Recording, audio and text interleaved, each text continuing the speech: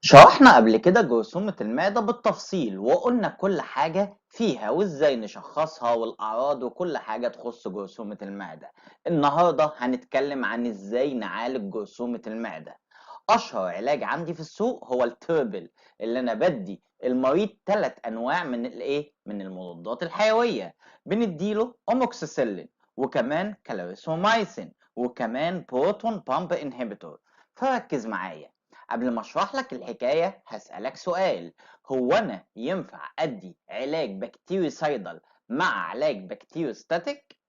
الإجابة بكل بساطة لأ. طب ليه؟ قالك لأن البكتيريسايدال ده بيحب البكتيريا تكون في حالتها الأكتف، عشان وهي بتعمل سيل ديفيجن يجي رايح عليها ومدغدغها مدمر السيل وول بتاعها. طب والبكتيروستاتيك؟ قالك ده مش عاوز وجع دماغ، انا مش هموتك، انا هعمل لك انهبيشن، خليكي قاعده في مكانك، وبالتالي هتفضل البكتيريا في مكانها مش هتعمل سيل ديفيجن. فالاتنين لو اتاخدوا مع بعض بيوقفوا شغل بعض. طب احنا ازاي بندي التريبل العلاج الثلاثي وكمان بنعالج بيه جرثومة المعدة؟ هو ده اللي هنشرحه مع بعض. بس قبل اي حاجة، لو انت اول مرة تشوفني ما تنساش تعمل لايك للفيديو، شير للقناة، سبسكرايب عشان يوصلك كل جديد. كشكولك وقلمك وكوباية القهوة بتاعتك، ويلا بينا ندخل في حلقة النهاردة. معكم كابتن أنالايز.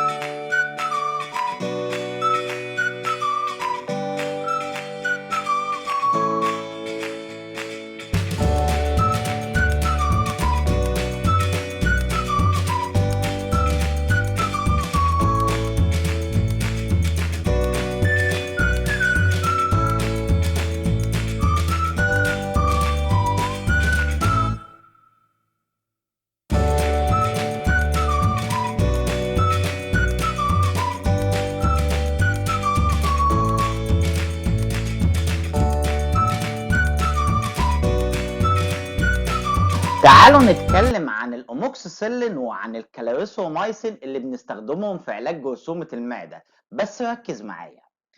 الأموكسيسيلين ده من عيلة البنسلين. جميل. والبنسلين بيشتغل على السيل وول، حلو، يعني بيدمر البكتيريا.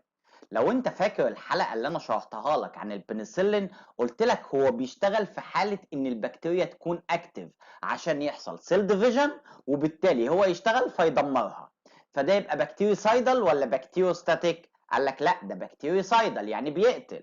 طب تعال نروح للكلاريسومايسين. دوت من عيلة الماكرولايتس، حلو.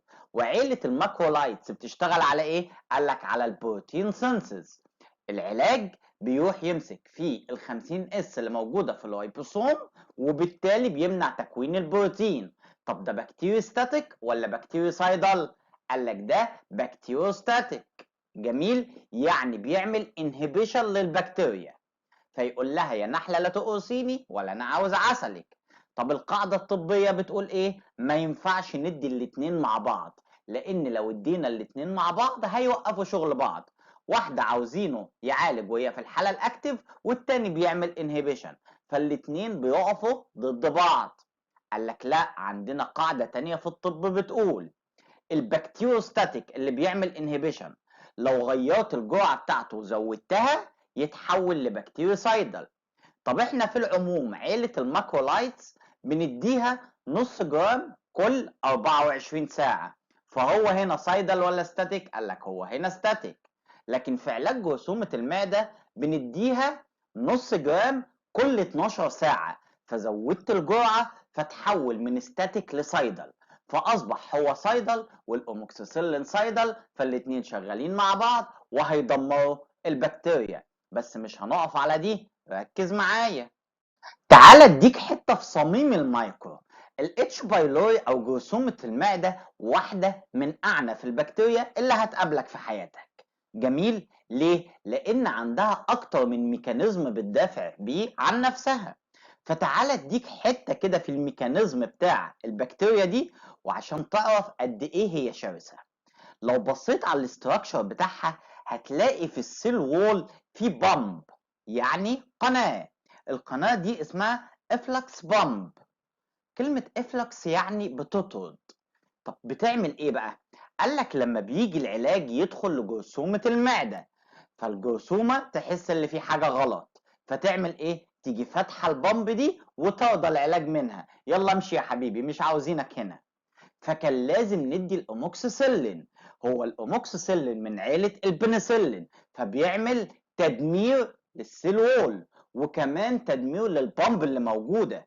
فلما يدمر السيل وول ويدمر البامب اللي عندي، هيبدا يدخل الكلاريسومايسين بكل بساطه ومش هيطرد من الجرثومه، وبناء عليه هيدمر جرثومه المعده، وبكده نكون عالجنا جرثومه المعده بكل سهوله وبكل بساطه.